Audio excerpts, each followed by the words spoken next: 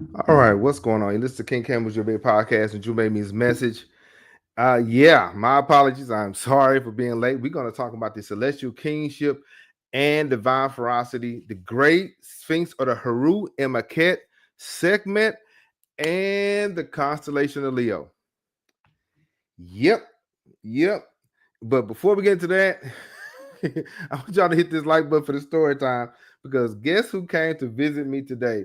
My baby nephew. He came to see me today, and he's like 3 months old. So Uncle Cam had to, party with him, and it was great. So I really enjoyed that. And fam, take time to hang with your family and hang with your loved ones and everything. But it was wonderful, and there was a side quest. I had to get ice cream.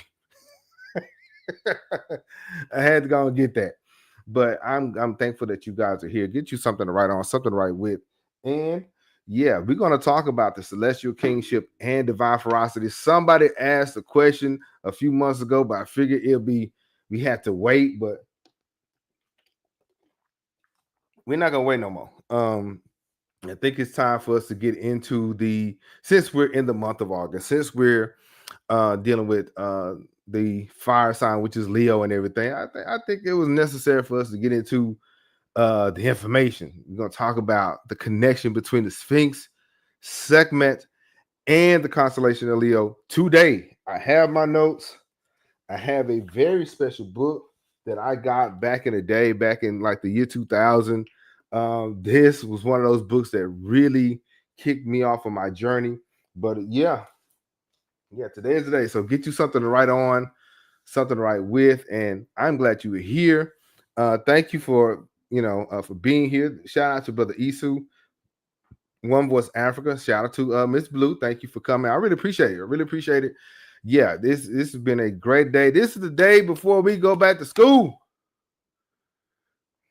The summer is officially over. Okay, I can't even, you know, I can't do what I normally do in the past few weeks, which is relax. I have to now be a teacher for real, for real. I have the syllabus, I have the lessons and everything, and we're gonna start tomorrow. So, but as of today, welcome. I'd like to welcome you guys coming in, and we're gonna deal with, of course, our four pillars. The pillar one is Ethiopia, the source and sanctuary. Pillar number two is Kemet, the blueprint, sacred civilization. Pillar number three, Kush and Nubia, the corridor continuity. Today is really pillar four, I think. It's pillar number four, the hidden code, spiritual science, symbols, and esoteric legacy of Africa. So yeah, tonight we're gonna deal with the starlit canopy. We're gonna deal with the ancient science, the ancient memory. We're gonna deal with the nexus of symbols and guarded thrones, awakened nations, aligned human consciousness with the cosmos. This is more than a sense of like African mythology or African cosmology or whatever. This is, I think, a spiritual architecture. Okay, so we're going to deal with those connections. We're going to talk about how the Sphinx, the Lioness of Sekhmet, and the constellation of Leo are connected, and how they encode a sacred lineage of cosmic rulership, and how they connect to the kings too. Because all these things connect to the Insubiti. They're all connected to the Sematawi. All right. And so we're going to focus on, say, Ra today. We're going to deal with in a sense, the Ra herself, Sekhmet, the lioness of flame, the guardian of balance. And we're going to deal with the hidden one, the actual Sphinx, the riddle speaker, the keeper of the thresholds, the Heru and Maat, the guardian of the horizon. Okay. Yeah. And then we're going to gaze northward, or we're going to gaze towards the sky. We're going to deal with the constellation of Leo. Okay. So here's a question. What hidden messages lie behind the lion form of the Sphinx? Okay. How was the Sphinx connected to the rulers of Kemet? Is Sekhmet more than a myth, a living archetype of righteous power? Number four, how did the stars shape kingship on earth? And okay, this is for Brother Ferguson. What initiations lie guarding the threshold? Okay, between the beast and the Neteru and the God, right? Yeah, we're gonna get into that. So today, get you something to write on, something to write with, lean back, get you a little something to drink, some popcorn or whatever. We're gonna talk about the cosmic focus. We're going to talk about the origins, and we talked about cosmic focus. We're going to talk about the origins and historical context of the Great Sphinx, the pharaohs as divine rulers today, the Sphinx as a manifestation of kingship. Okay, Sekhmet, the solar flame and Lioness of balance, or Maat. Okay, the constellation, we're going to talk about the constellation Leo and Astral Kingship. And we're going to give Ujumbe member shout outs and I'm check and roll. And depends on how much time we have. Yeah, we're going to give this Q&A. What's going on, Brother Ferguson? I see Brother Ferguson is in the building. Yeah. He said, good evening, everyone. Yeah, initiations. yeah. We're gonna touch on it. We're gonna touch on it because I think there's always some form of process. There's always something lying between the pillars and between those sands, right? In the sands of Kemet and even Nubia. So as I said many times before, you may be named king, but you got to be made king. Okay. So yeah, we're gonna give it that today. All right. So origins and historical context of the Great Sphinx, or the Maat, right? The Great Sphinx of Giza stands as one of the most enigmatic and enduring monuments of ancient Egypt. I heard a statement saying man is afraid of time, and then they flipped and said time is afraid of the Sphinx. You see what I'm saying? It's situated at the Giza Plateau, adjacent to the pyramids. This colossal statue is believed to date back to the Old Kingdom. Now, based on what we found out, the Maat may be older.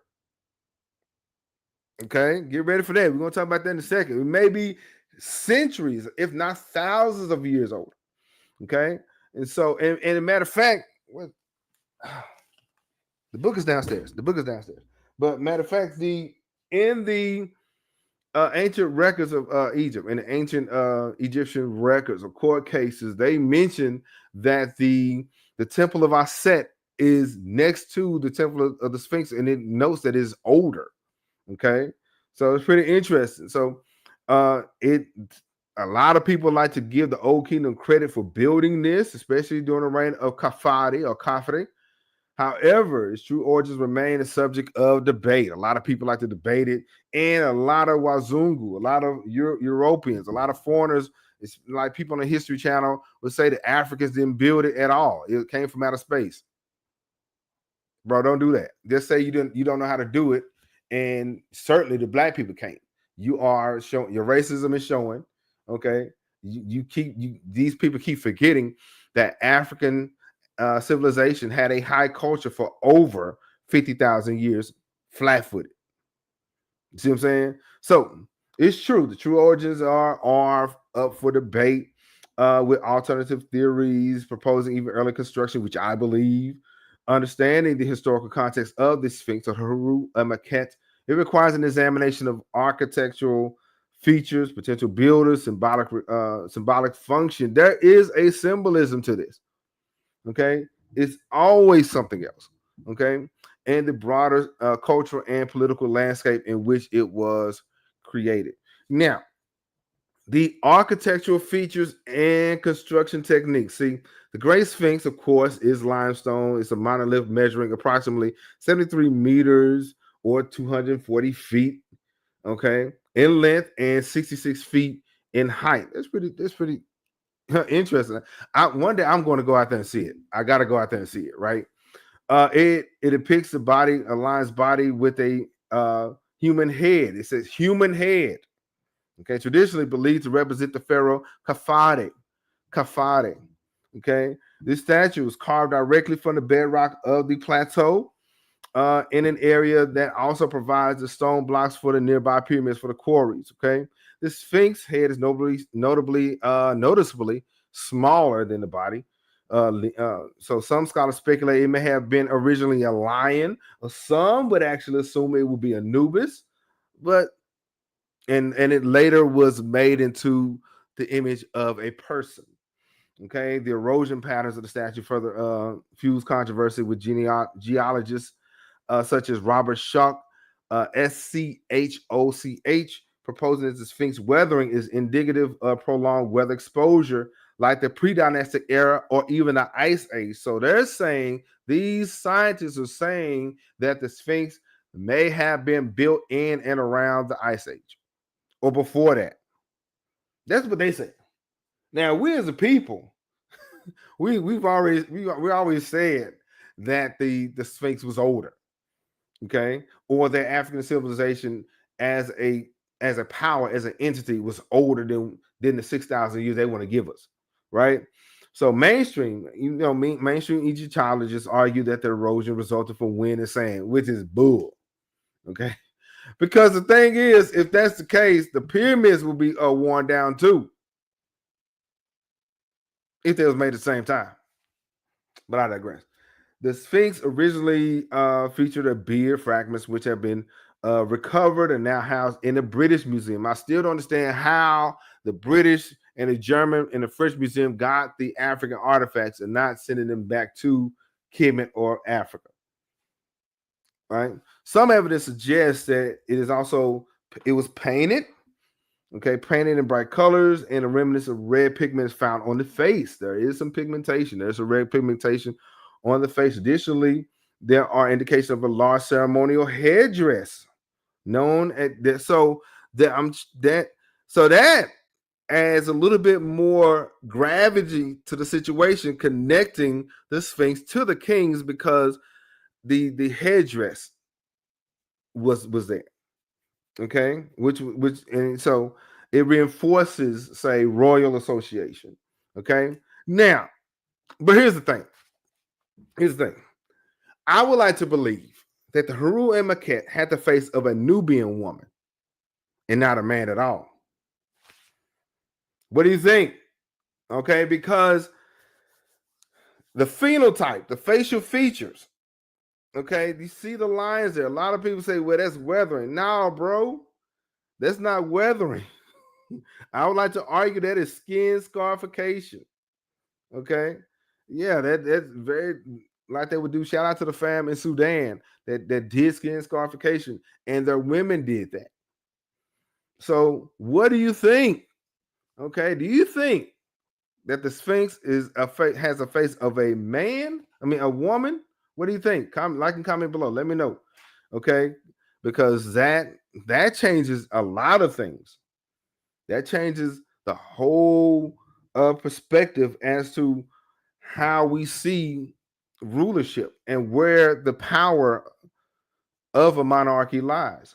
Okay, it is not through the man, it is through the woman. Okay, what do you think? Like and comment below. So the Sphinx as a royal guardian and solar symbol. In ancient Egyptian belief, the lion was a powerful symbol, just like we talked about in Kush, right? It's a very powerful symbol of strength and protection. The fusion of the body, lion's body with a human head, embodied the idealized power of the Insutbiti, or the king, both as an earthly ruler and as a spiritual ruler. Remember that the kings of and the rulers of Kemet were both. Okay, they were spiritual and physical.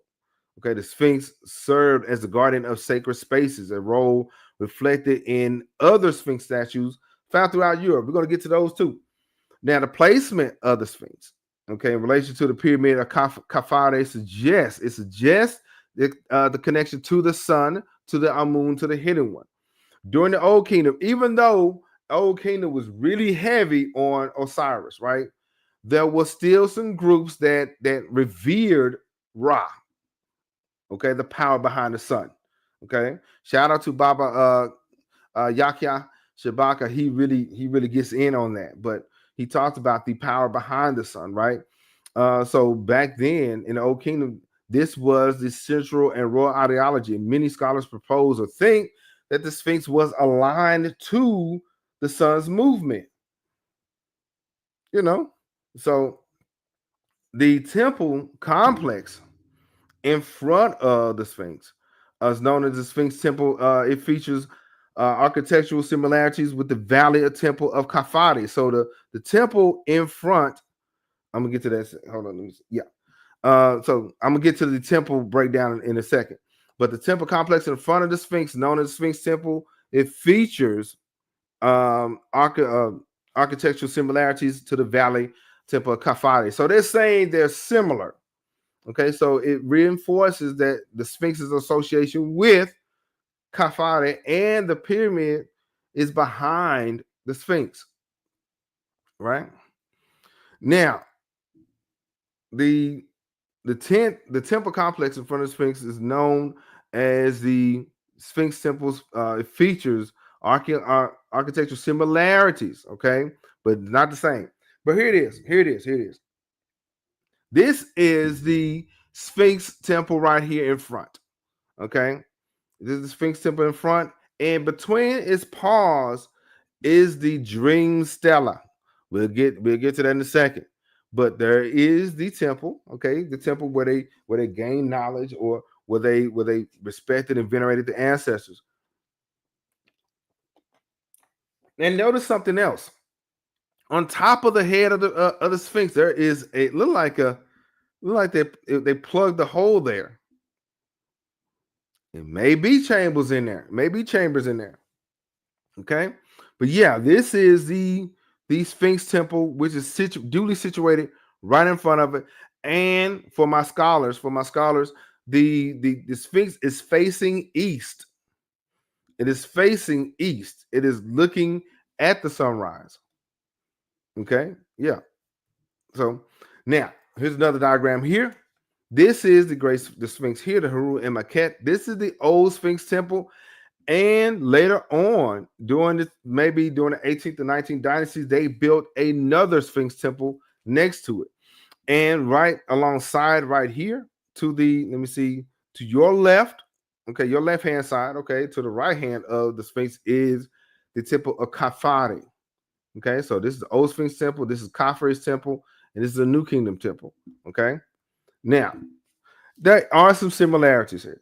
Okay, so one of the most significant solar connections is the alignment of Sphinx with the rising sun during the spring equinox. That's like March or April. Some researchers, such as Robert Bouval, shout out to him, and Graham Hancock, suggest that the Sphinx originally designed to align with the constellation of Leo, reinforcing its celestial symbolism. This theory, like I said, we're going to deal with that in a second, so get ready. But yeah, it can go. Okay, so there it is facing north, right here, facing east. Okay, and there's two temples. They're similar, but I don't. Just by the groundwork, they don't look the same to me.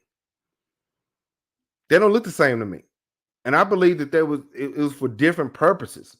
Okay, you know, they may be made out of the same rock, but the whole design is not the same. You know, so the Sphinx is facing east, okay, and there's the two temples duly situated here, okay. Because my thing is, if Khafre built the Sphinx, he built the temple here. Why would he build another one after the fact he built the pyramid? Why would he build two right next to each other? See what I'm saying? All right, now this is the whole Giza Plateau complex here. We're not gonna break all this down. We ain't got time. But this is the Sphinx here. This is Khufu's pyramid here, and this is Khafre, and then this Menkaure right here. And they, as we mentioned many times before, they are in line with the constellation of Orion, or the Sa'u, right? But they're mathematically perfect. Okay, it's crazy. Okay, and so this is where the rising of the sun happens, right here. Okay, and there is a village here, and so one day we're gonna have to go. I'm gonna have to go and visit this. But all these are tombs here. Okay, all these are tombs of nobles and servants here. Okay, and by the way, shout out to Brother Mo and Brother Ferguson. There is a black pyramid. Okay, and next to the pyramid there is some pavement next to the pyramid in white. It has white and black pavement next to the pyramid. I gotta find a picture, but next to the pyramid, I don't recall which one. Okay, but there is some checkered pavement next to these pyramids. All right, let's get it.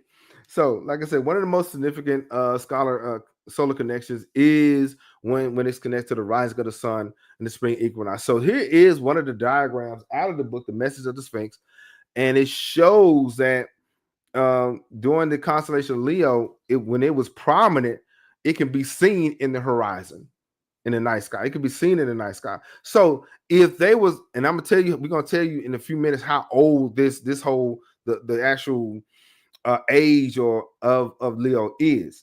And so if the age of Leo is say 10,500 years old, that means that these people was observing it a few thousand years prior to. Yeah.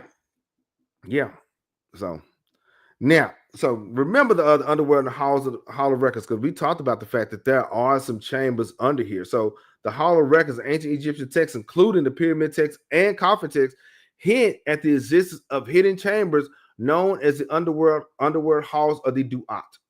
Okay, these texts describe in the pyramid text subterranean realms where the soul journeys through trials before reaching enlightenment. The Old Kingdom period, they believe that after much trial, the king will become an imperishable star. Okay, I ain't got time to read it today, but yeah, the king will become an imperishable star. So the underworld halls were depicted, and I believe that the halls in the temples during the Old Kingdom during this time, it depicted an intricate series of corridors, chambers, and gates, which guarded by the Neteru, the ancestors, and supernatural beings who challenge the souls of the deceased. And you know they would check your intent. They will see if you serious about that. Okay, according to the Book of Gates, yeah, there were 12 gates. Yes, Brother Ferguson, check your payment. Yeah, it's situated next to one of the pyramids. I just do not know which one, but yeah. Let me find it, because I'm going to find it, because I saw it a few years ago. I was watching a documentary, and they said it was black and white, or it was a black pavement or white pavement, or a little bit of both next to the pyramid. You know. So some believe that these mythological descriptions may reflect underground locations where the ancient Egyptians conducted sacred rites, initiations, reinforcing the idea that these hidden chambers were not merely tombs, but places of profound spiritual significance.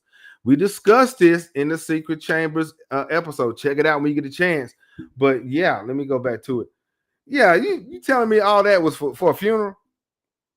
So yeah, you gonna tell me all of this here was for a funeral?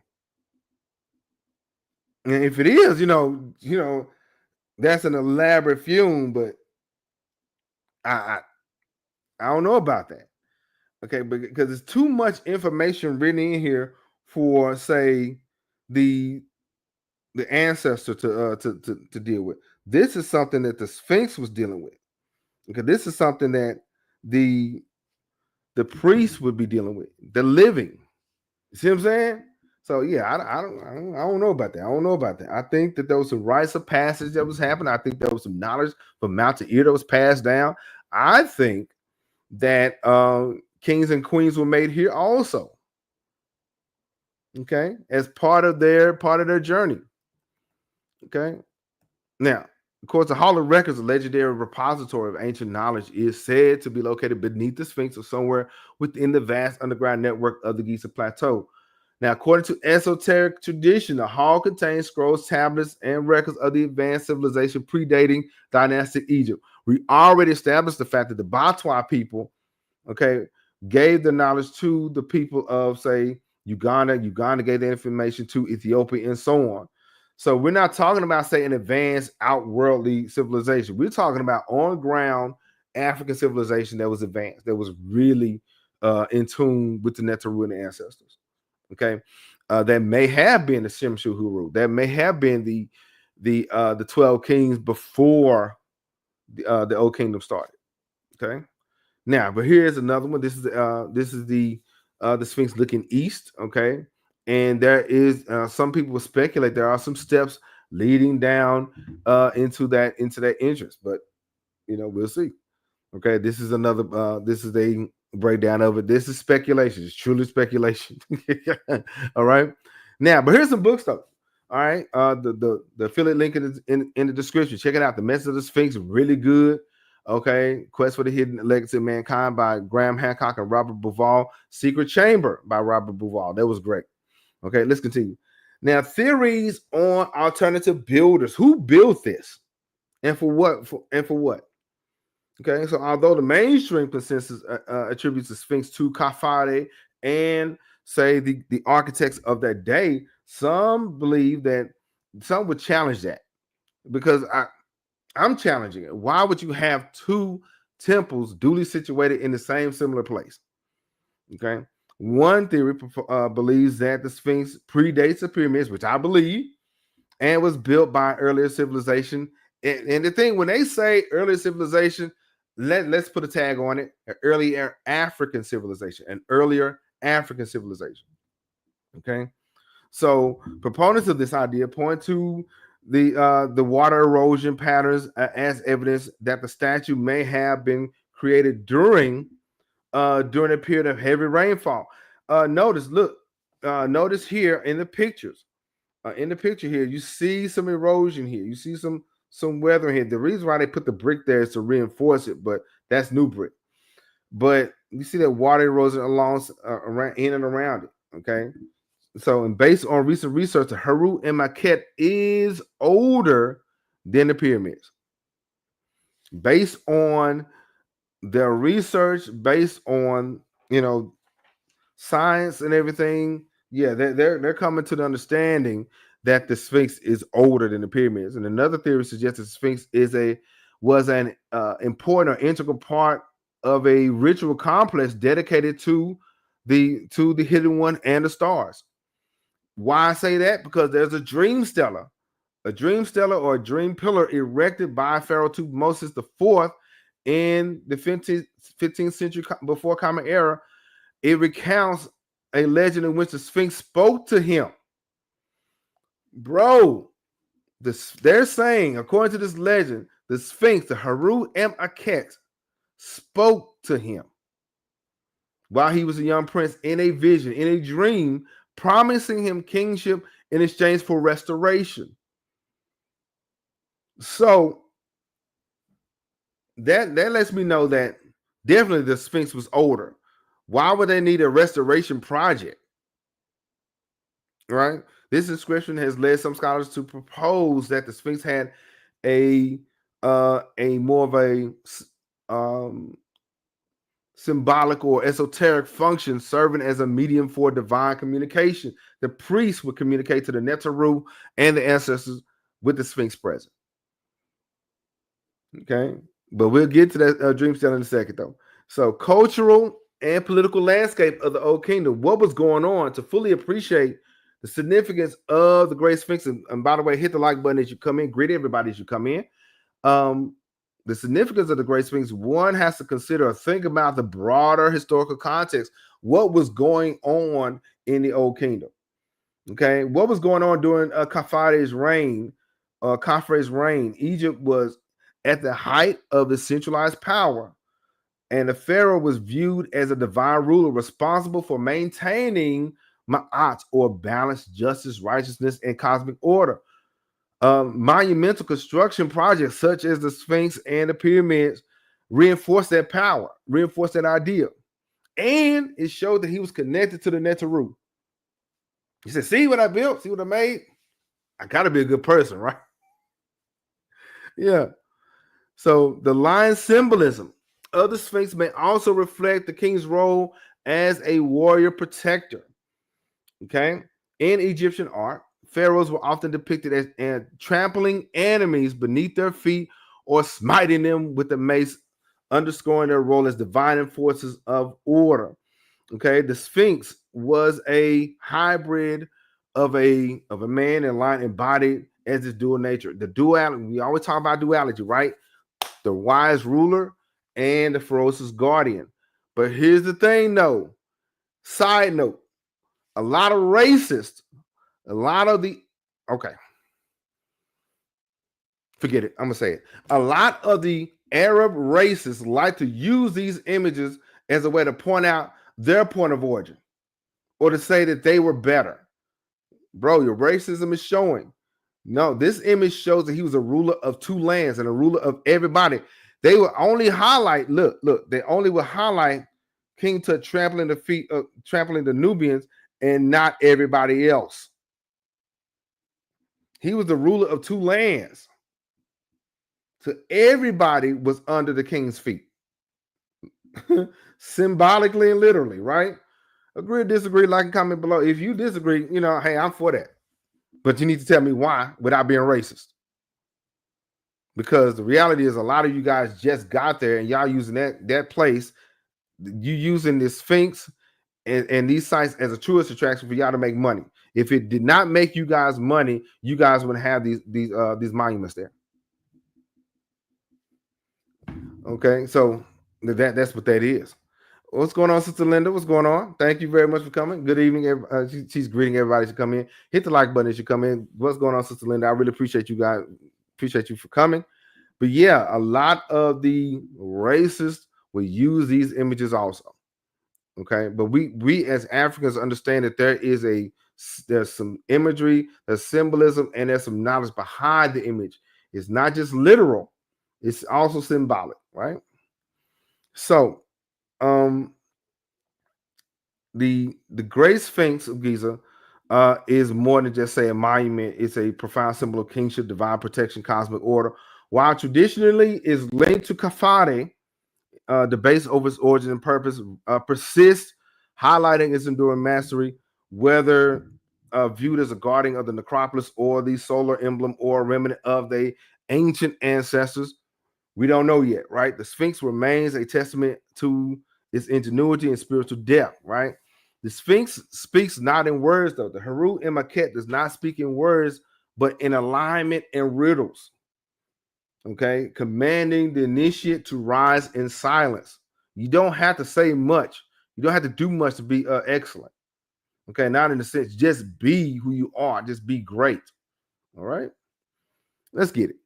Now, if you are enjoying this content, if you're enjoying the content, hit the like button and subscribe so you don't miss anything. If you want to know more about Ethiopia, Kemet, and Kush, came to the right place. Like and subscribe so you don't miss anything, and hit the notification bell, right? Let's go. Now, we're dealing with cosmic focus, origins, and historical context. Pharaohs as divine rulers, that's coming up. Sekhmet. See, we started a little late, okay? We haven't got to the good stuff yet. So, we're going to deal with Sekhmet, the constellation of Leo, and we got some shout outs, right? And I'm checking roll. Here we go. But so the question is, how was the Sphinx connected to the rulers of Kemet? Yep. How was the Sphinx connected to the rulers of Kemet? All right. So we're going to talk about pharaohs as divine rulers, the Sphinx as a manifestation of kingship. All right. So the role of a pharaoh in ancient Egypt extended far beyond, say that of a political leader or a figurehead, right? He was regarded as the earthly embodiment of divine authority, responsible for maintaining cosmic order, Ma'at, because if you're not in Ma'at, if you're not exercising justice, balance, and peace and everything, you got to balance. That's Isfet. And the Great Sphinx of Giza, with its lion's body and human head, epitomizes this divine kingship, an enduring symbol of Pharaoh's power, wisdom, and protective role over Kemet or Egypt. So we're going to deal with that. We're going to explore the ways in which in the ways how the Sphinx reflects this idea, reflects its function of pharaonic role, examining, say, religious, political, and symbolic significance of the king's connection in both human and lion elements, right? The king, the Insubiti as the living Heru. Because remember, in the Osirian drama, Aset gave birth to Heru, right?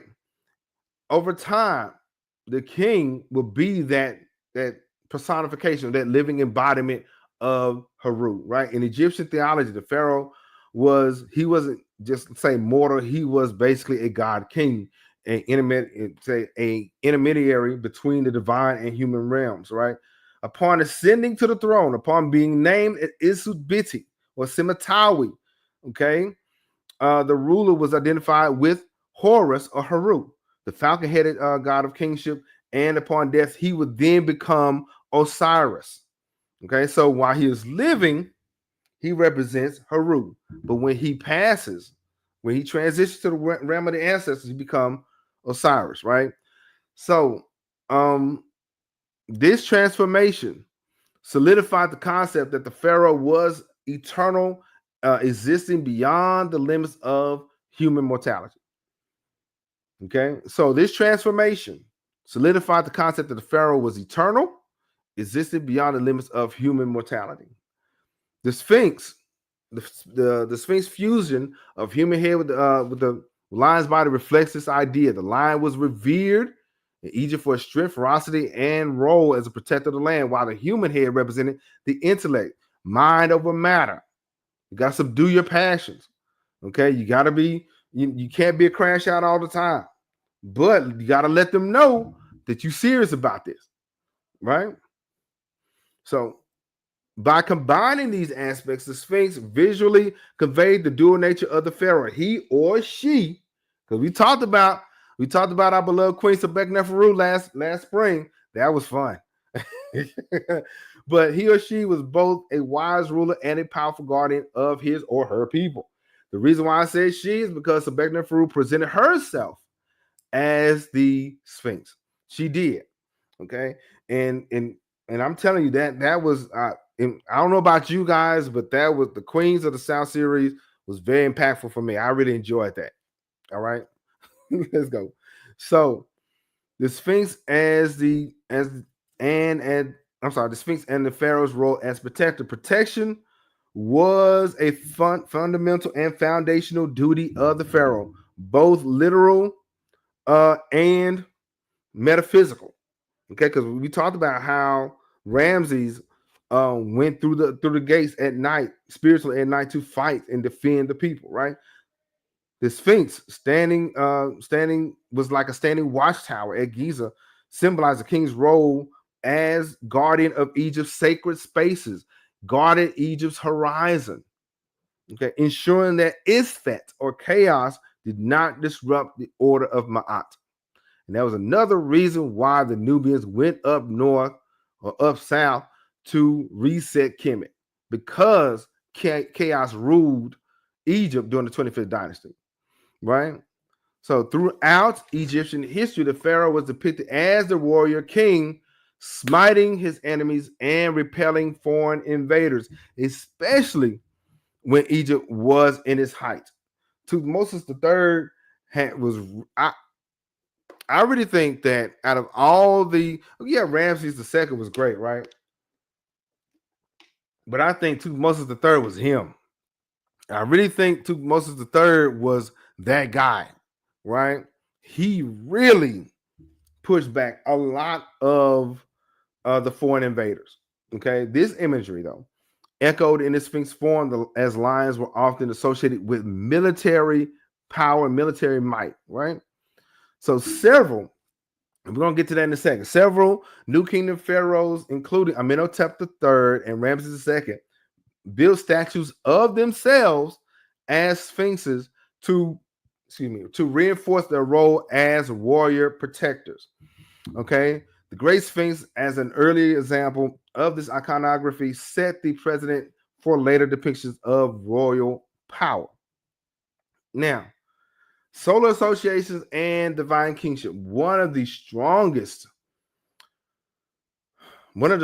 arguments linking the Sphinx to the king is its association with the hidden one, with the hidden one Ra, or in the old kingdom, or Amun in the new kingdom, the hidden one.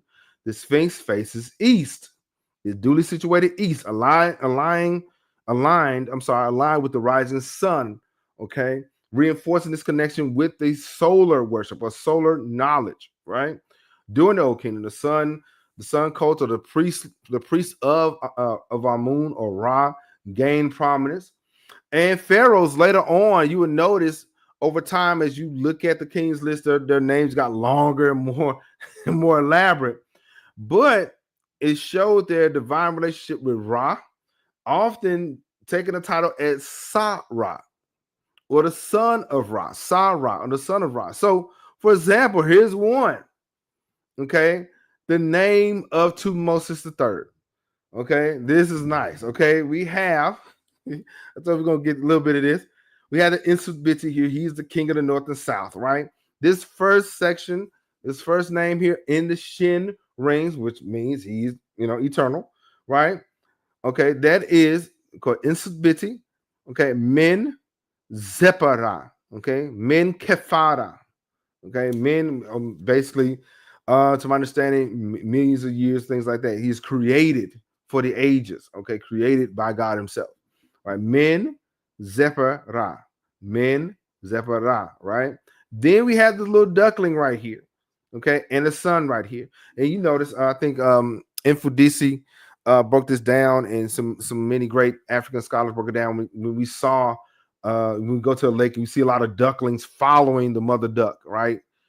This is the baby duckling here following the sun, right? Sa-Ra, okay? This is Sa-Ra right here. And then Jehuti Mesu.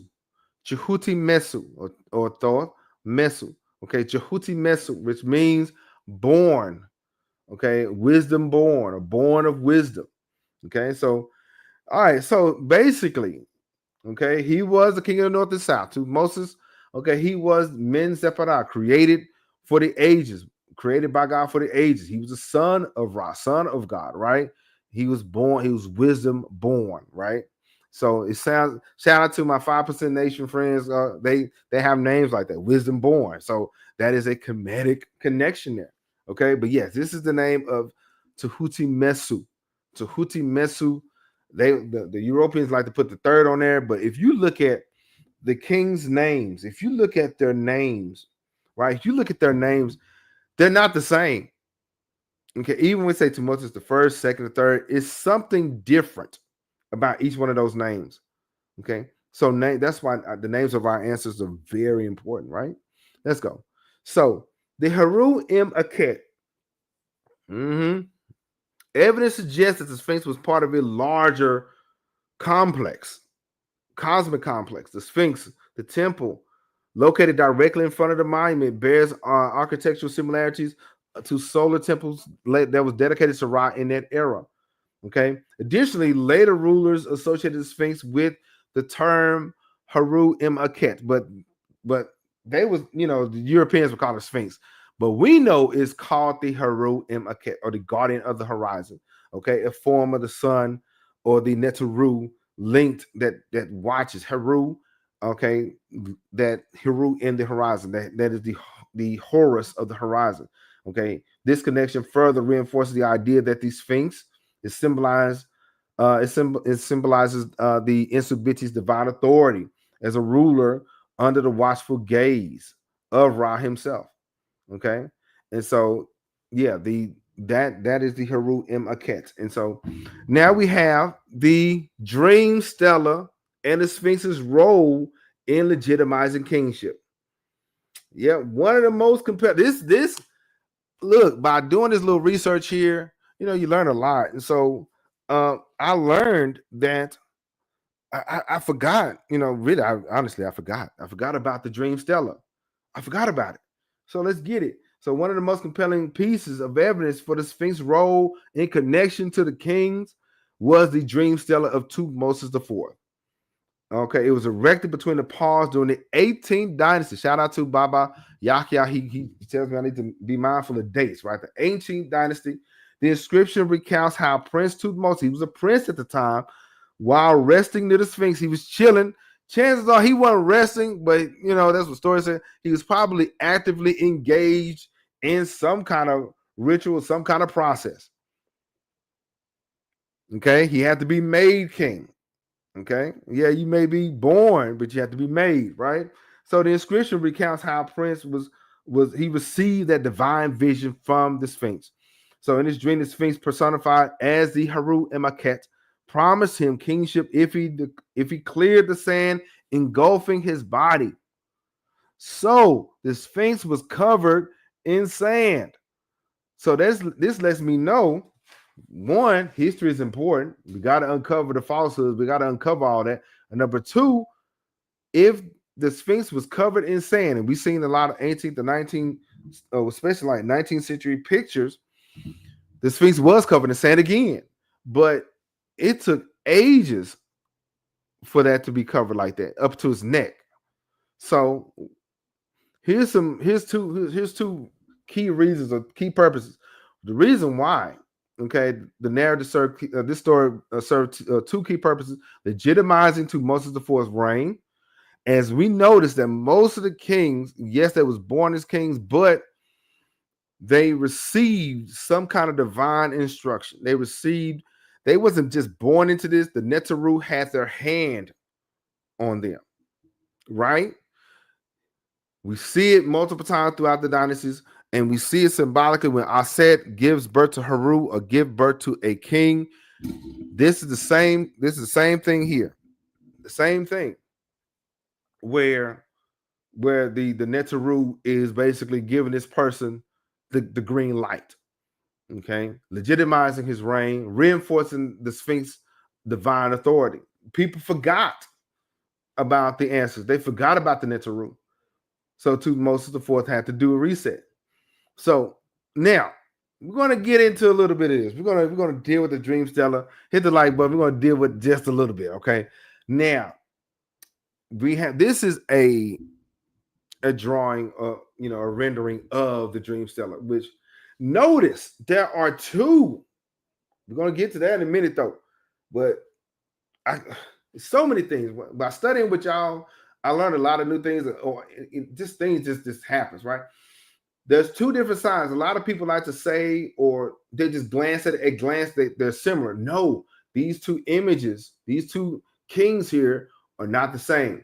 On the left-hand side, the scene on the left-hand side is identification of the king of Upper and Lower Egypt, the Lord of two lands, Men Zepara Jehuti Mesu, Men Zepara Jehuti Mesu, the appearance of appearances bestowed with life. Okay, that's him on the left side right there. The king session, he's greeting the God with a Nemset vase. Okay, he is bearing offerings here. He's coming with gifts. Okay, to get some information, to get something, you got to give something. Okay, it has his name here, and the Sphinx is listening. That's the left side. On the right hand side, so there we have one crown here, and there's another crown in the set. That's the war crown. So before I get to that side there, it says the words spoken, I give strength to the Lord of two lands, Jehuti Mesu, the appearance of appearances. So the Sphinx responds. Okay, the king gives, the Sphinx responds. Then on the right side, okay, the king of upper and lower Egypt, the Insubiti Simatawi, the Lord of two lands, Menkafare, Tutmosis, the appearance of appearances bestowed on life. So that's basically, it's saying that on both sides, right? But and it shows the horizon here. We have Haru. So Haru and Maket right here. Yeah, Insubiti right here. We have his name. Okay. Yeah. So, but what's in his hand though? He's making an offering of incense and libation. And remember, pouring libation is an African custom. See, and his left hand, his weaker side. Okay, on his weaker side, he's rendering prayers right here. Okay, I'm weak on this side. I'm not right here. I got to work on some things. Meanwhile, on the strong side, his right side, he's pouring libation. That is an African custom. Pouring libation, you're giving, you're paying homage to the ancestors. You're paying your respects to the ancestors and to the ones that came before you. Okay, he realized that he cannot do this by himself. And of course, he said, "I give strength to the Lord of two lands." The Sphinx responded to him, since you're giving prayers on your weak side, your left side here. He responded by saying, "I give strength to the Lord of two lands." To Moses, the appearance of appearances. Yeah. And in between that section right here, okay, in the section right here, it says, I make Men Kafade appears on the throne of Geb, the throne of the earth. He's going to be the Lord of the earth. To Moses, the appearance of appearances, in the office of Atun, the creator.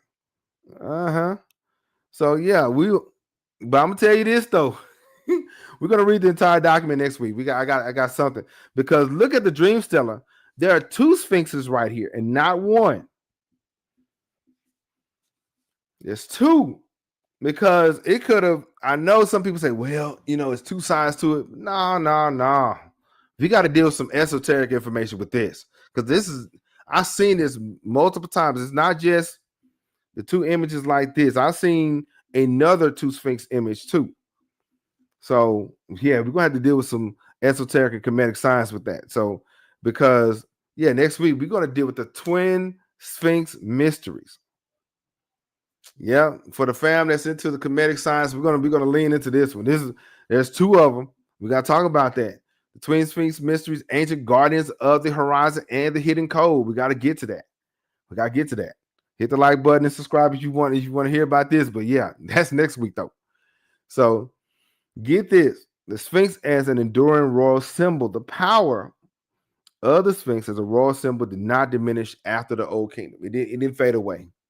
Okay, pharaohs from subsequent dynasties continue to depict themselves as sphinxes in temples and monuments across Egypt. There were some notable ones, right? So we have Amenemhat III. This guy is Queen Sebekneferu's father. Okay, he showed himself as a Heru Immaket, right? But here's the thing. I really think y'all let me know. Y'all put Amenemhat, or put the number 3, Amenemhat the third, put 3 if you want me to do a full discussion or a series on the father of Sebekneferu. Let me know, because that Middle Kingdom was something else. But Amenemhat, he ruled for over 40 years, and not that many people talk about him. What do y'all think? Like and comment below. Comment the number 3 if you want me to discuss Amenemhat III. See what I'm saying?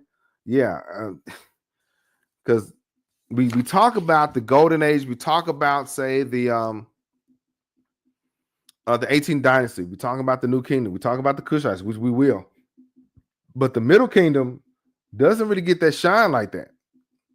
And they're the ones that paved the way, in a sense, to the 18th dynasty. Of course, we have Queen Hatshepsut, who will. We already got somebody. Wait a minute, let me see. We already got a person. Somebody put a number 3 up there. Shout out to Judamini Williams. What's going on? Judamini Williams. What's going on? He put in number 3. And shout out to Brother William. He really adds value to the conversation here. I really like to give him a personal shout out right here. But I really appreciate you coming. But yeah, hit the like button. But yeah, he says number 3. Okay, should we discuss Queen Sebekneferu's dad? You see what I'm saying? Type in number 3. Let's continue. Let's go. Hatshepsut,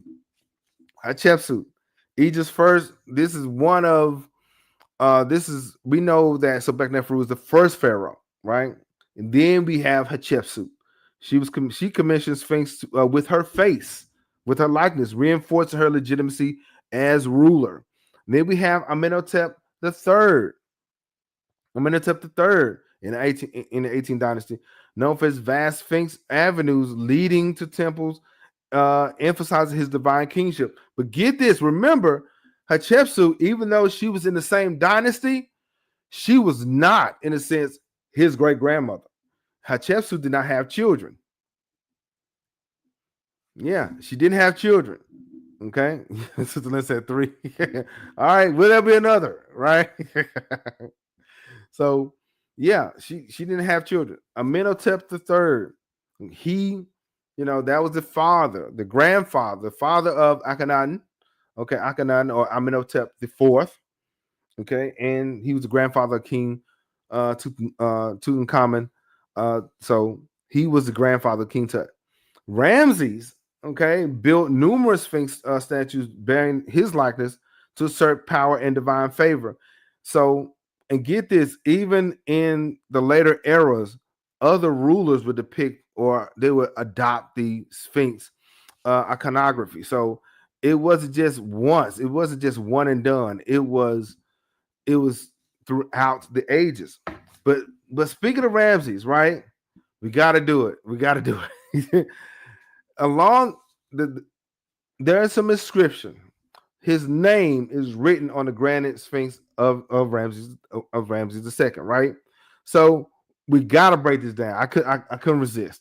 So, of course, shout out to Pharaoh SE. That is a great website if you want to see the names broken down. But of course, we have the Shin, which is eternal. We have Heru there, and we have Wajet. Okay. Okay, Wajet is wisdom. And then on the other side right here, get this. I didn't notice this either. This is Wajet and it is Nekhbet. So the king was protected on both sides, right? So we have the first line here, because these basically the same, okay? Because when you not the same, but they go, the name is on one side and the full name is on the other side. So we have Ka Nakat Merit Ra, or Mary, not Merit, because the T at the end emphasizes feminine, right? Ka Nakat Meri Ra. Okay, the strong bull, beloved of Ra. You see how strong right there. You see the strength right there. Strong bull, beloved Mary of Ra, right? And then we have his name, Ursa Ma'atra. Okay, Ursa Ma'atra, Septipin Ra, power and justice of God, right? And then we have Remesu Mary Amun, born of God, beloved of the hidden one. So Ursa Ma'atra, Septipin Ra, Remesu, Ra, Mesu, born of God. Remesu, a Mary Amun, born of God, beloved of the hidden one. Yeah. Yeah. He said, peace, PACE, looking forward to the twin sphinx, researching some Ghanaian stuff with the word twi or twa-e as you speak. Yeah, yeah. Because here's the thing, fam. The meta nature, as we see, is not technically a dead language. It is spoken throughout the continent. There's root words that are similar. They may not write everything out in the meta nature, but phonically, there are some similarities. There's some fam that are saying that root words, when we did the connection between Kemet and Congo, Lunga, Kalunga, in those terms, you can hear throughout the continent, but different ethnic groups. Yeah, yeah. We have to we're gonna have to get down. So yeah. So then we have the Sphinx with other cultures. Remember, we have the originator, and then there's also pretty decent imitators, right? We have to remember, because I have to tell my world history students, okay, at the high school, because what happens is when they line up the Tigris and Euphrates and the Nile River, whenever they put them together in a unit or in a discussion in class, psychologically you would think that they started at the same time. No, they didn't. Okay, no, they didn't. Okay, Kemet is the granddaughter. Matter of fact, Ethiopia is eons older than Kemet. And it was established as a high culture. Mesopotamia came later. Okay, they say, what about the Sumerian text? What about the Epic of Gilgamesh and many others? These things came in later, but the Heru and Maket was here tens of thousands of years ago. Okay, so we gotta break that.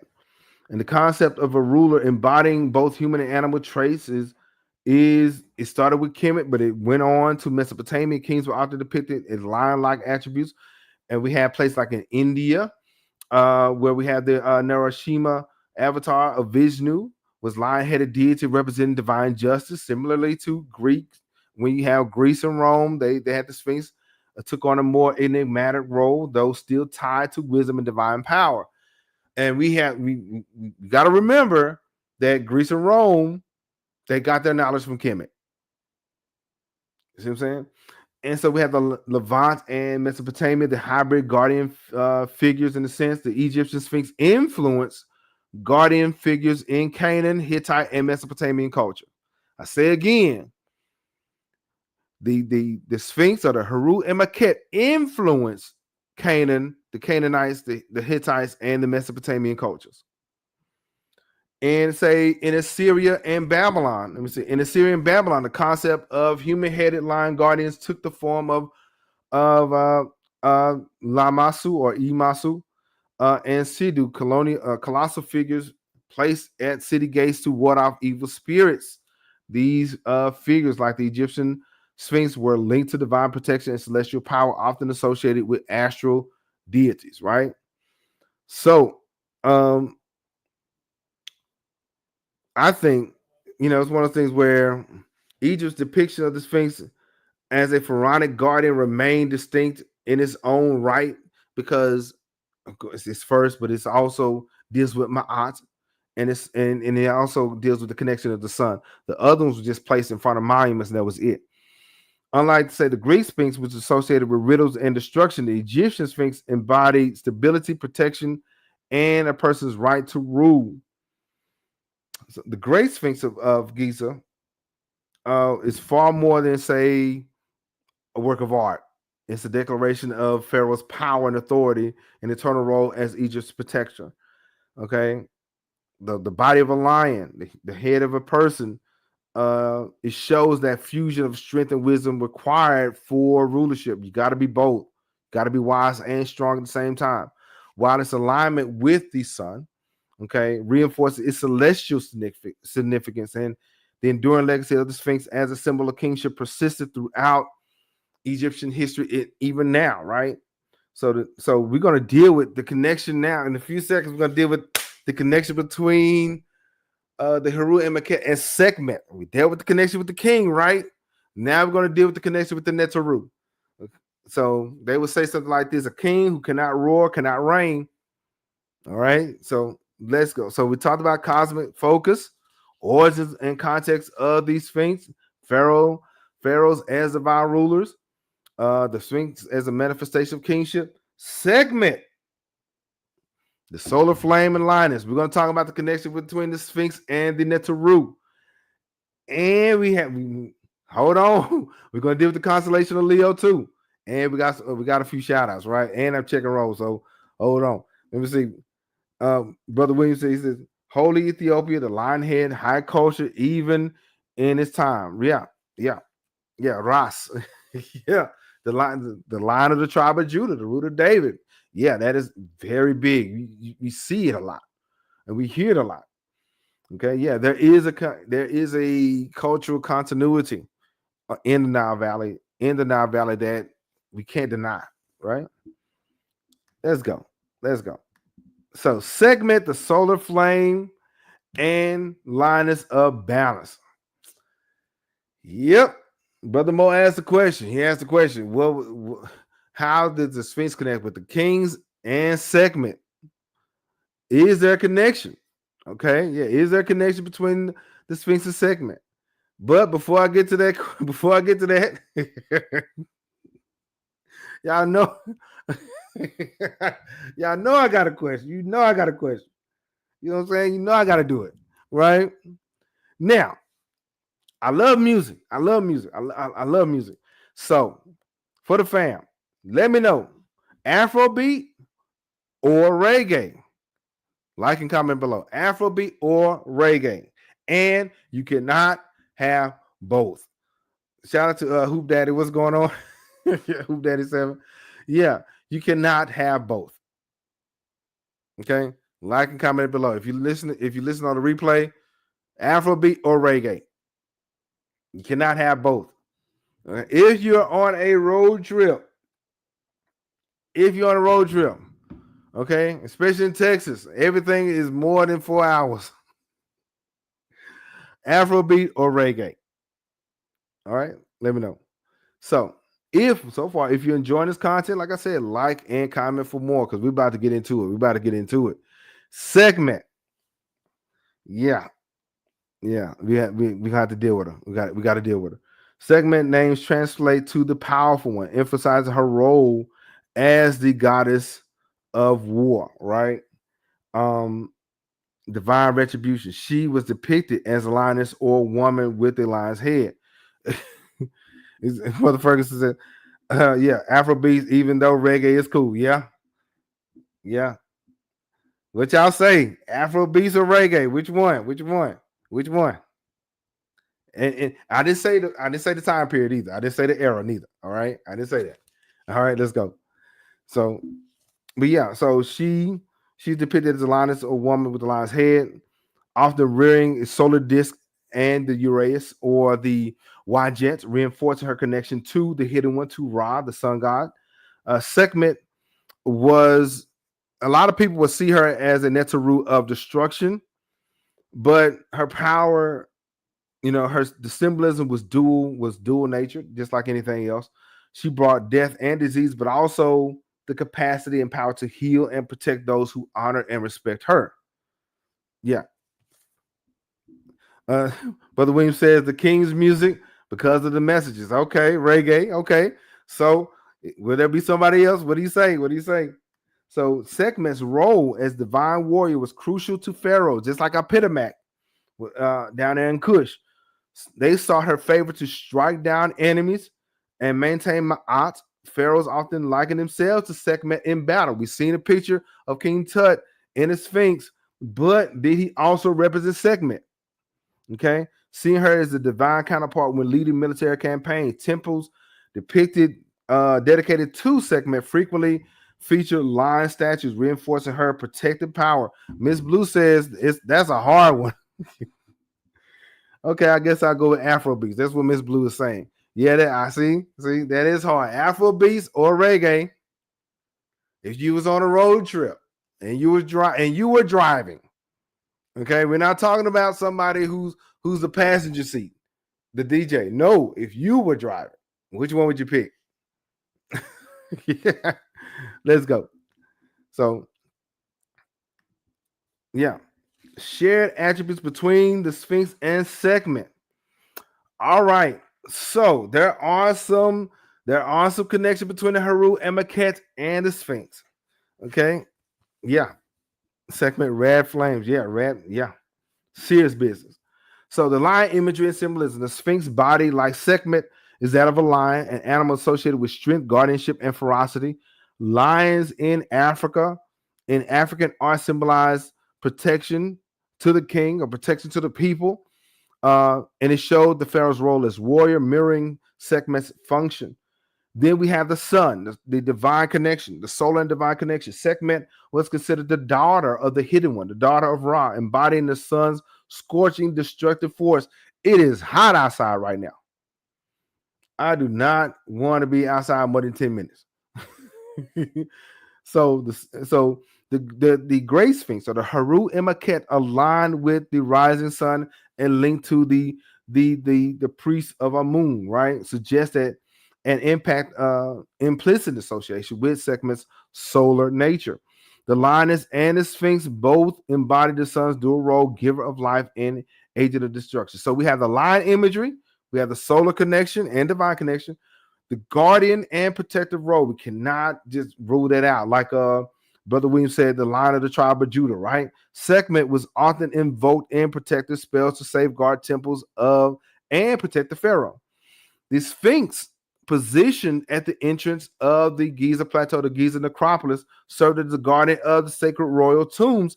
As I mentioned before, there was multiple tombs out there. It was not just the pyramids there. It was tombs of nobles and kings. And FYI, there was nobody in the pyramid. So I don't know. But there were no tombs of nobles and servants in and around that area. So Sekhmet, just very similar to Sphinx, very similar to Sekhmet, guarded divine order. Then we have destructive power or righteous judgment, right? Divine wrath. Sekhmet was most famous. Myth tells about her rampage against humanity. She was angry. She was about to destroy the world, basically, before being pacified by Beard died. She was on a rampage to the point to where they had to stop her. They had to dye some beer or something that make it look like blood because it was going down, right? And we had the Sphinx imposing a form size of a size and the form and size similar to warning that if you are an enemy to the king, do not come here. Reinforcing his role as an enforcer of order and against chaos. So, yeah, when you came up the Nile, you saw the Sphinx. You said, "Nah, we can't be playing no games up here," right? Yeah. So the question is, of course we had the line imagery, symbolism, solar and divine connections, and its guardian and protective roles. Okay, both of them were shown as destructive powers and divine wrath, right? So of course we can't leave out Epitomac, right? Because there are some, Kushite culture was very similar to Kemet, even though Sekhmet was feminine and Epitomac was masculine, right? Epitomac is unlike any deity in the Egyptian pantheon, where the Egyptians worship Haru as a falcon or Set as the natural chaos. The Kushites brought forth a new divine figure rooted in their own environment and worldview. You got to make it work for you, right? Epitomac is shown as a man with lion's head, not just a symbol of brute strength, but cosmic authority. We talked about Epitomac before, but we gotta add him to the conversation. You see what I'm saying? And so, was the Sphinx inspired by Sekhmet? Was the Heru and Maquette inspired by Sekhmet? Right? The direct influence of Sekhmet on the construction of the Great Sphinx, it can be debated. Because we don't know. We know how old the Sphinx is, but when it comes down to the concept of Sekhmet, we don't know. We know that she could be a standalone Neteru, or we also know that she is a wrathful representation of Heteru. Okay, but here's some support. Here's some information that supports that idea that the Sphinx was inspired by Sekhmet. We have the Old Kingdom. Rulers were deeply invested in solar and line imagery. Sekhmet was a solar Neteru, who would have been a natural inspiration for this guardian-like monument, like the Sphinx. Later on, pharaohs linked Sekhmet to the Sphinx iconography, as we saw before, as many pharaohs like Hatshepsut, Amenhotep III, Ramses II, many others. They connected themselves. They made the lioness statues, and they also, not just for the Sphinx, but they also made lion statues of Sekhmet. The Sphinx's original function may have included elements of Sekhmet's divine protection, guarding against spiritual or physical threats. But here's another one. This for Brother Ferguson. The role of Sekhmet in Pharaoh's rituals. There is always a process. There's always a process, Brother Ferguson. Pharaohs often sought Sekhmet's favor through ritual, particularly in times of war. Now, the Kushites, they had a Epitomac behind them all the time. They didn't care about that. They say anybody can get it. Okay, but they sought the favor during war, plagues, or instability, or isfet. Some rituals directly associated with the Sphinx may have invoked Sekhmet's power in a sense where, like, we had the New Year festivals honoring Sekhmet, including protective blessings to guard the land from disease and invasions. Okay, so on the flip side, we have Sekhmet being a guardian figure, may have been the site of those rituals, because that temple in front of it wasn't for nothing. It wasn't just to hold a funeral like Golden Gate or something like that. No, it was for something else. It may have been they also revered Sekhmet for healing and protection, purification. Ceremonies associated with Sekhmet were held in temples. Okay, the Sphinx alignment with the rising sun may have reinforced its role there also. And we also talked more about the rituals in Vengeful Goddess episode. So check that out, because we got into how some of these Neteru basically aided and assisted those initiation processes. But also, if things aren't going right, they will intervene. Okay, check it out. So both So now we have Sekhmet, the Sphinx, and the concept of Maat. Now, I would say both the Sphinx and Sekhmet embody the principles of Ma'at or divine balance, because you gotta be wise and strong at the same time, right? Sekhmet's ferocity ensured that justice was enforced, while the Sphinx imposing presence reminded all the people who looked at it it reminded them of the king's power and responsibility to maintain that order.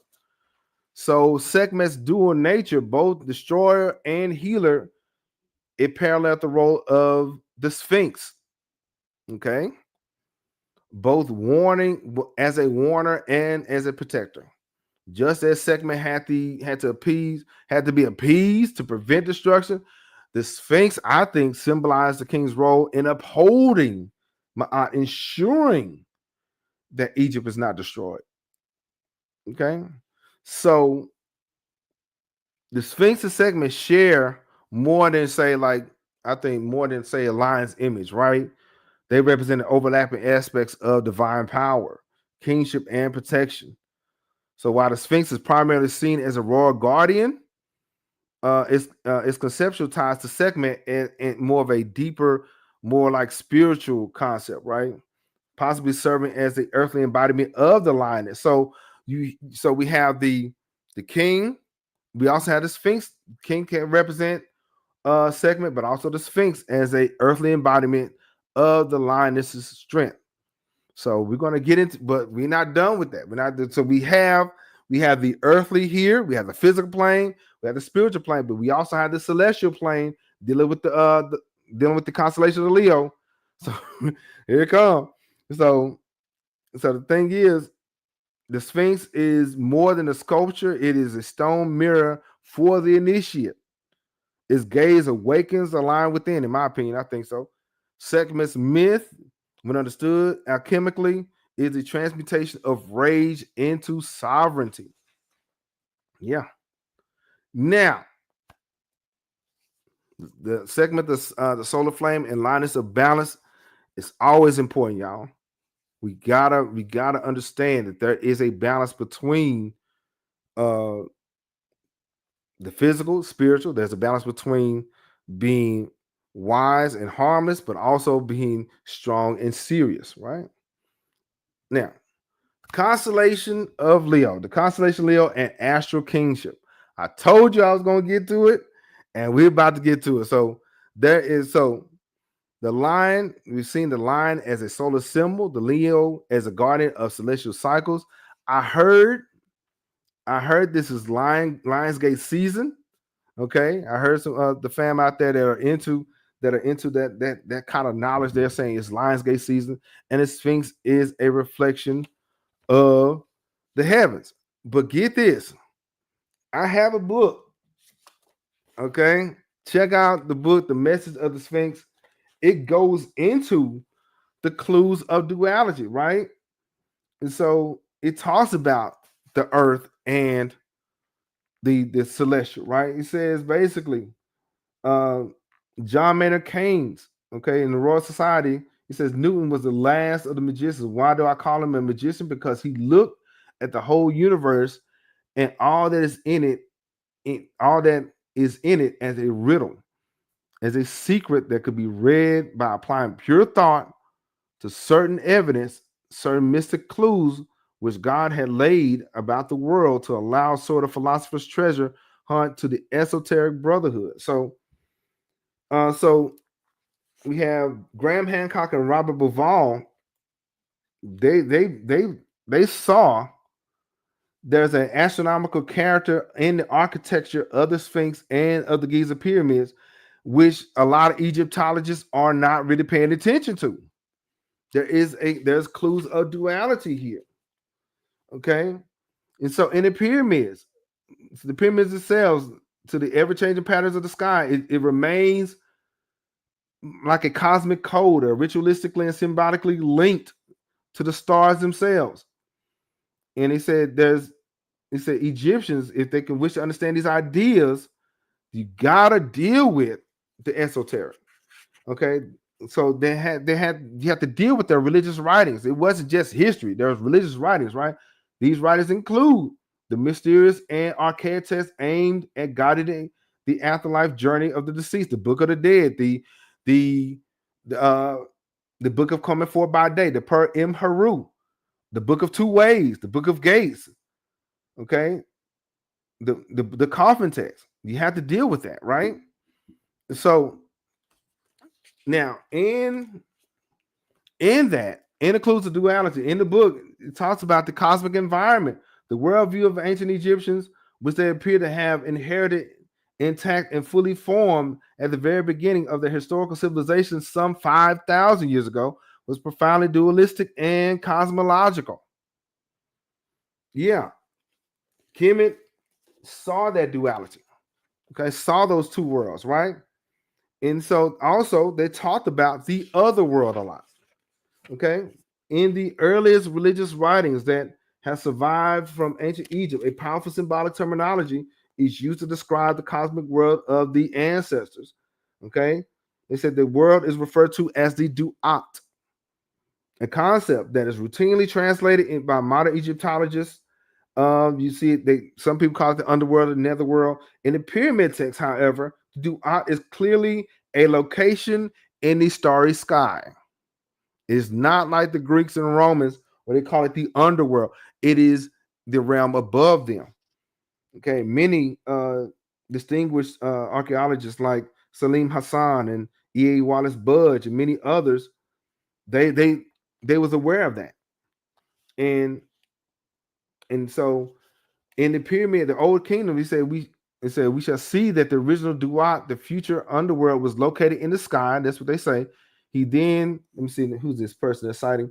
Salim Hassan says that the Duat could either be the red glow of twilight, which is at dawn, or they would call the false dawn, or the spacious region in the eastern sky where the glow appears.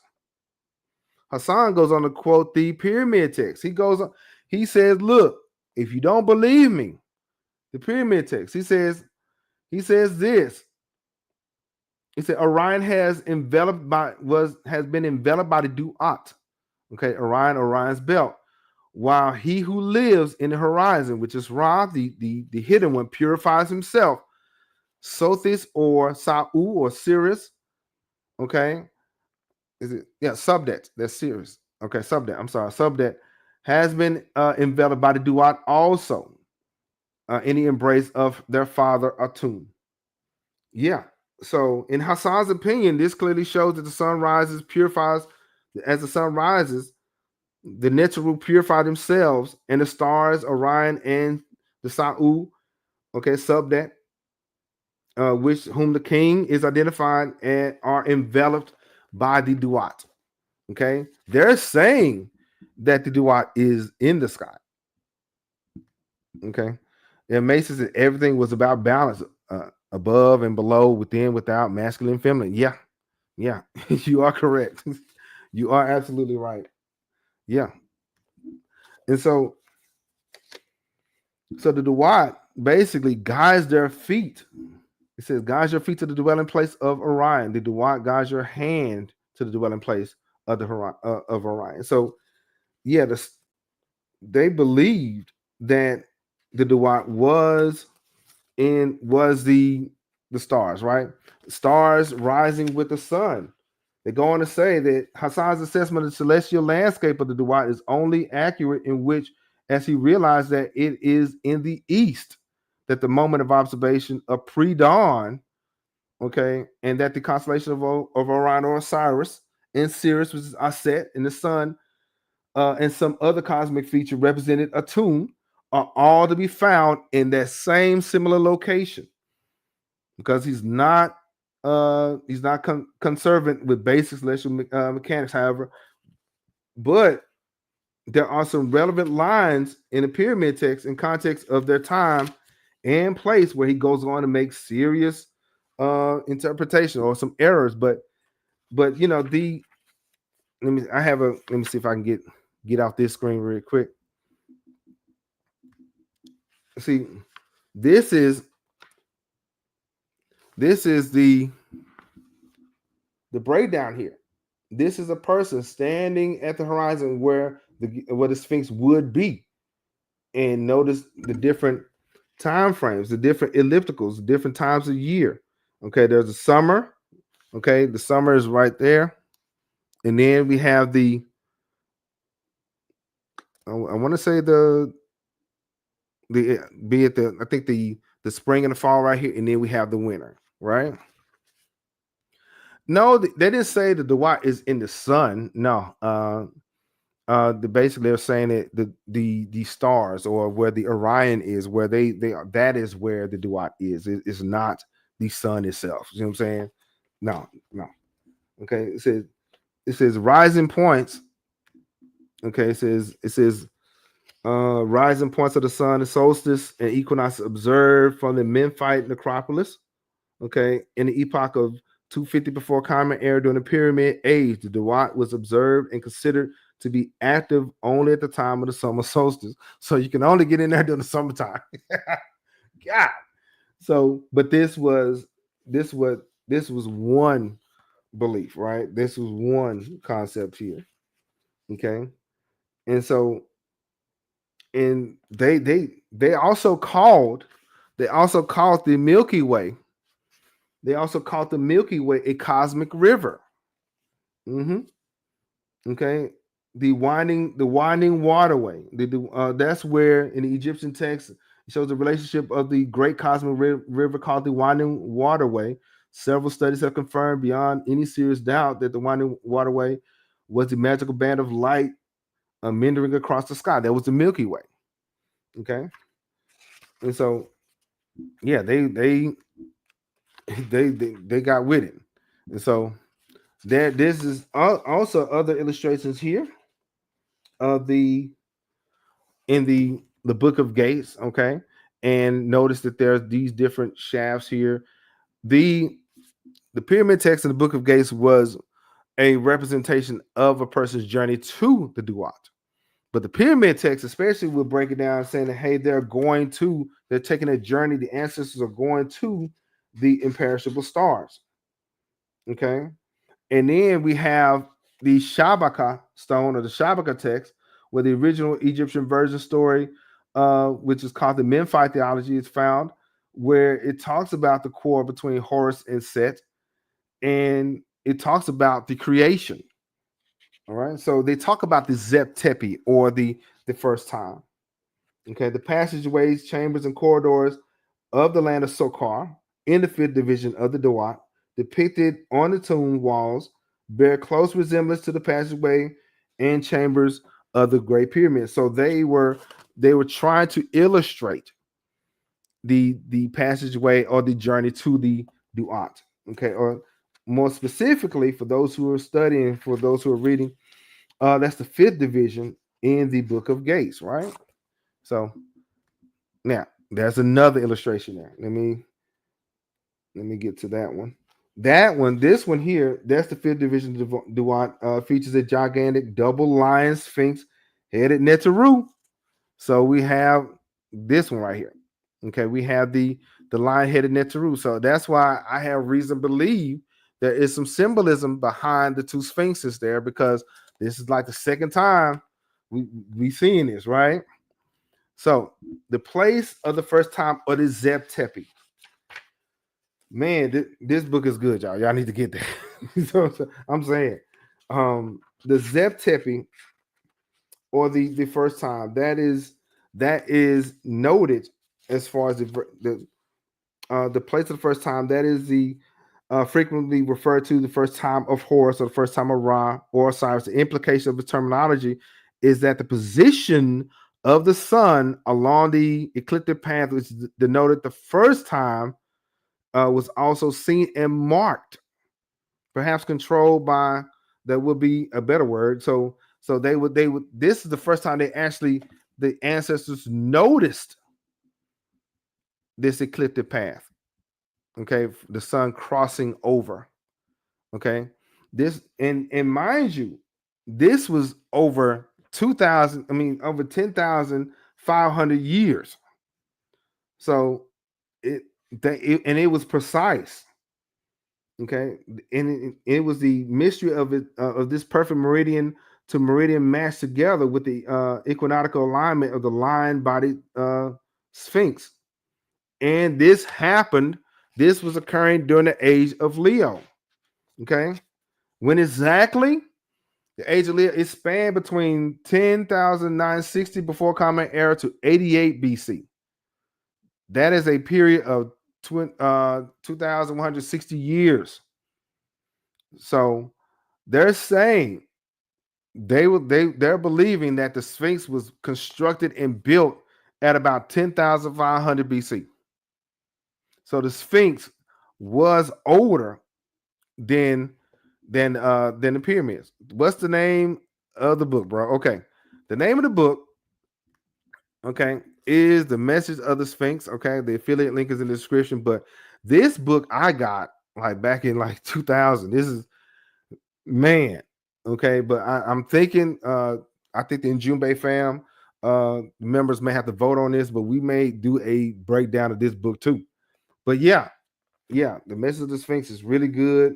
Um it has images, it has diagrams, it has all of that. And the reality is this is not Dr. Ben's work. This is not Shank into Job or uh George G.M. James, right? These are their people saying this, you know? Yeah. So then we have, of course, we have the different constellations that are lined up. Yeah. Crossing crossing the Milky Way. And this is another representation of the Haru and Maket right here. Okay. The horse in the horizon was frequently depicted as in ancient Egyptian reliefs as a man with a hawk head in the top. On the top of his head, top of the head is a solar disk there. So this, yeah, we have the Sphinx, but we also have another representation of the Haru and Maket right here. Okay, and of course they studied, and we talked about the Temple of Dandara, right? They studied the path of the sun, passing through the 12 zodiac constellations as they were depicted in Dandara. So they broke this down. They paid attention.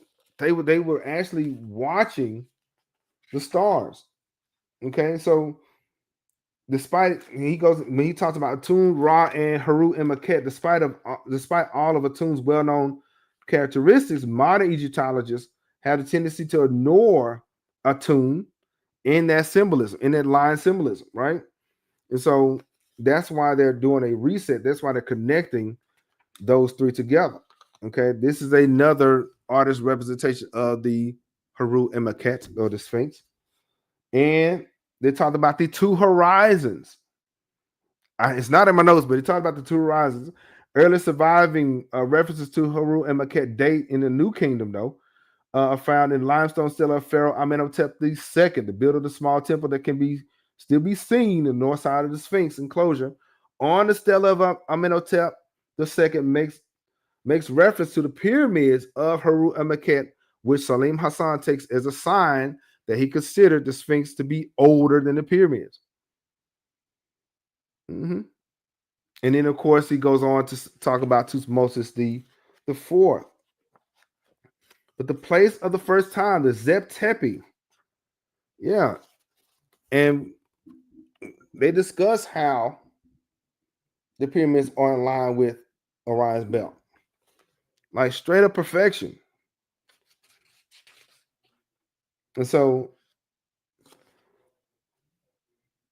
they were very knowledgeable. So basically, the Sphinx is older than the pyramids, and it has a deeper meaning than what most of us can understand. Right?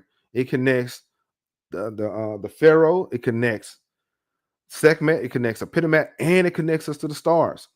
Right? So, because you look at it, This is the Giza plateau here, facing east.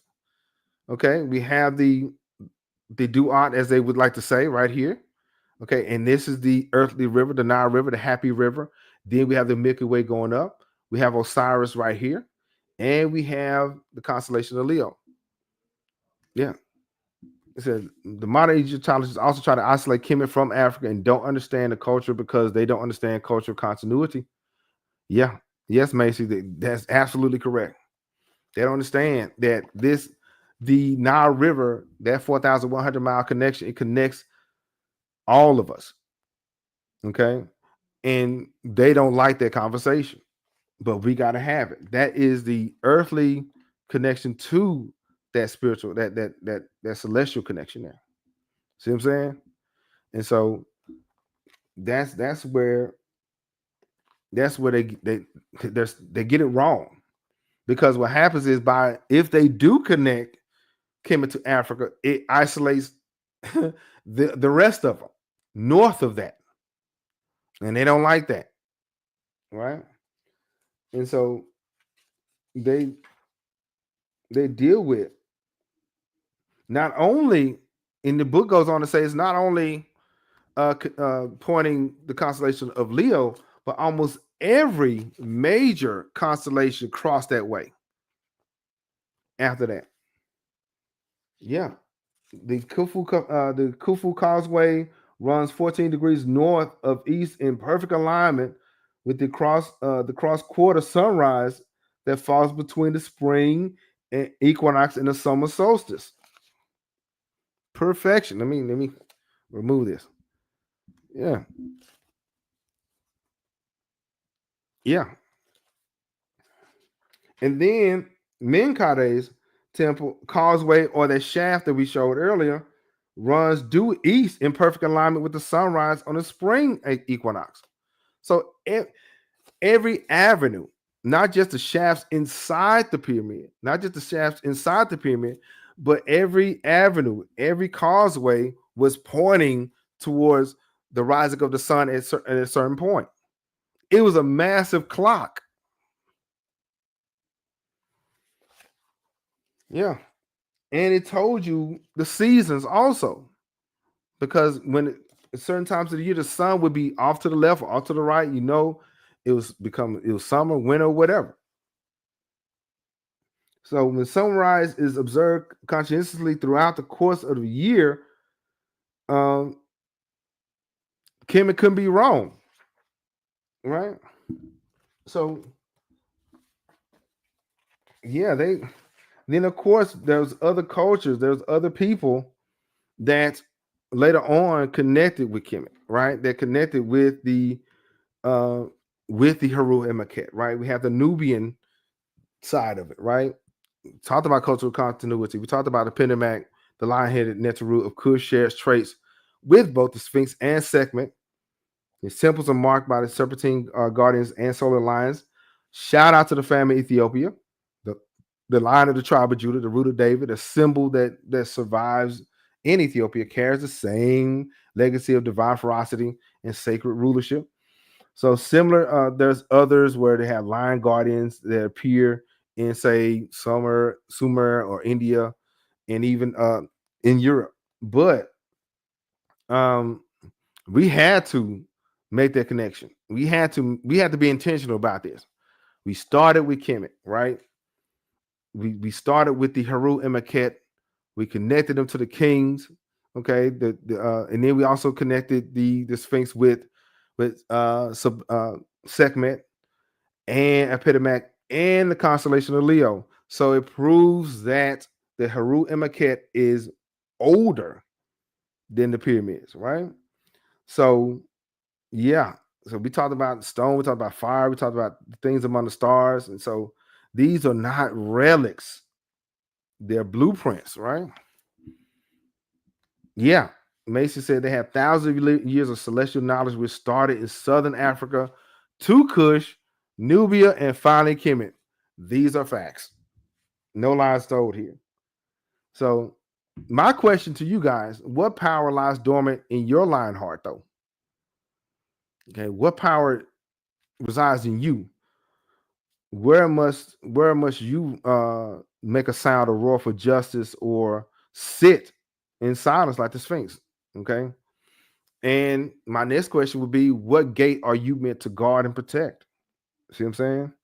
So, but yeah, that's what that is. So, but yeah, we're gonna coming up though, coming up.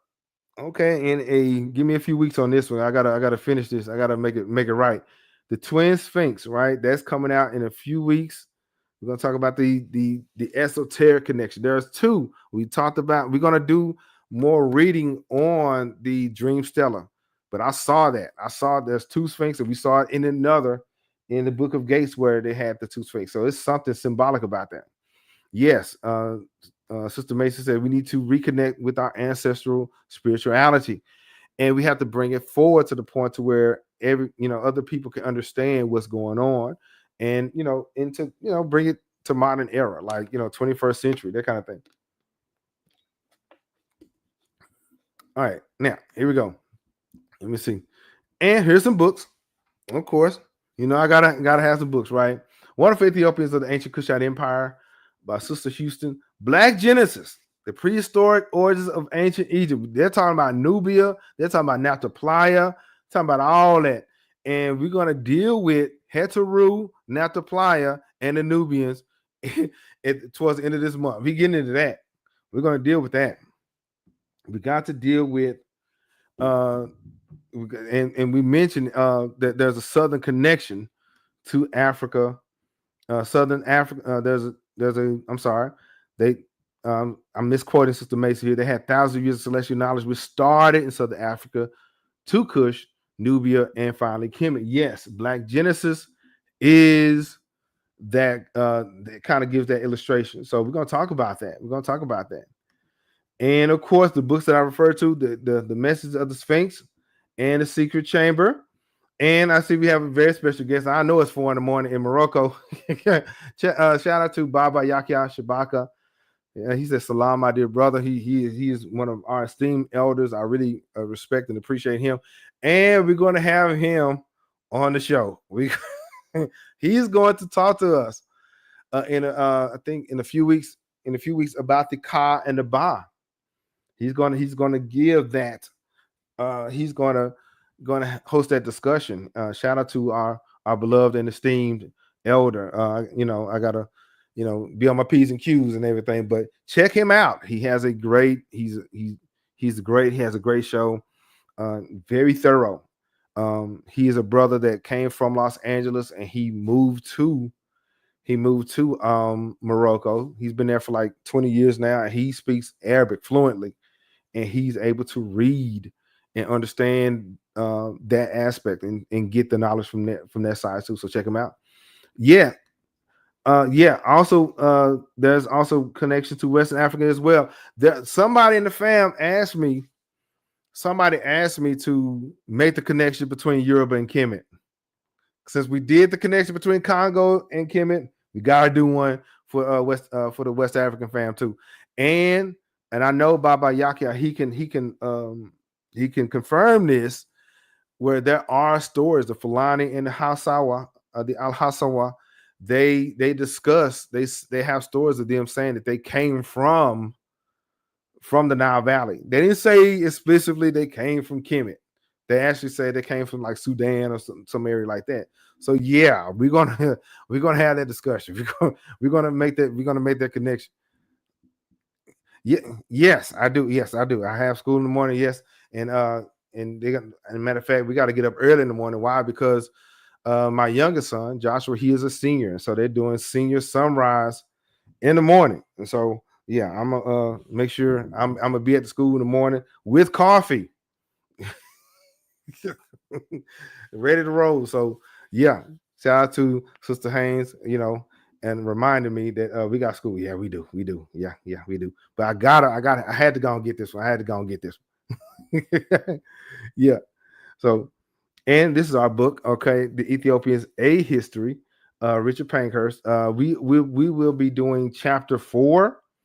We will, yes, sir. Yeah, we will be doing chapter 4. That will be a pre-recorded episode. That'll be coming out hopefully this week. Yeah. So they'll be coming out. The affiliate link is in the description also. And so I'm about to check roll. All right, get ready. So also West Africans brought mummification, math, engineering, metallurgy to the Nile Valley with them. Yeah, they brought all the information with them. That is correct. Yeah. So roll call. Now we have the Ujumbe members, the Ujumbe fam. They are members. The Wanafunzi, there's the Ujumbe students. Okay, the scholars. Sister Abina Scott, Brother Mo, Brother Isu, One Voice Africa. Shout out to them. They are part of the Ujumbe membership. Check it out. They get a heads up on new content. They get whenever they get the new videos, they get a preview of all those wonderful things and all the things. So yeah, shout out to them. And because of them, bonus episode. Yep. Yeah, Guardians of the Afterlife, the 4 sons of Haru. Yeah, I'm thinking about that's going to come out. That's going to be live this Friday. The 4 sons of Haru, the Guardians of the Afterlife. That's going to be pretty interesting. Get ready for that. And so joining Ujumbe membership, so that's a lot of fun. They get a lot of insight and a lot of information before everybody else, right? So, but before we go, shout out to Hoop Daddy 7. Shout out to Tiarka, Celeste Monroe, Sabir Khan, Sister Linda, Baba Yakya. We about to do a great episode with him.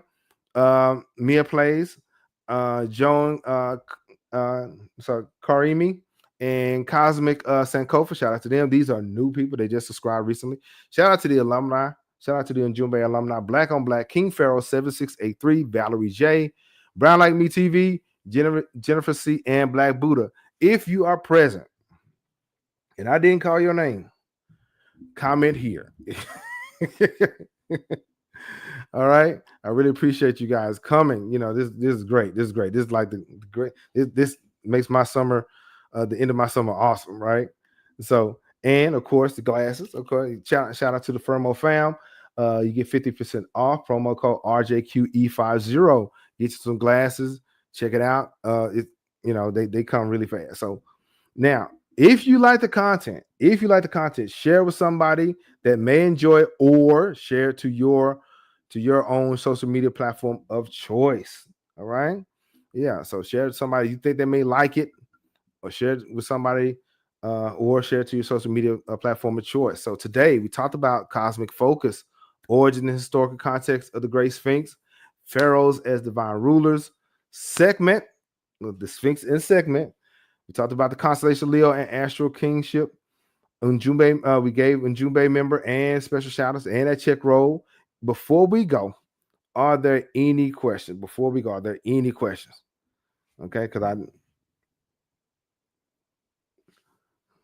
are there any questions?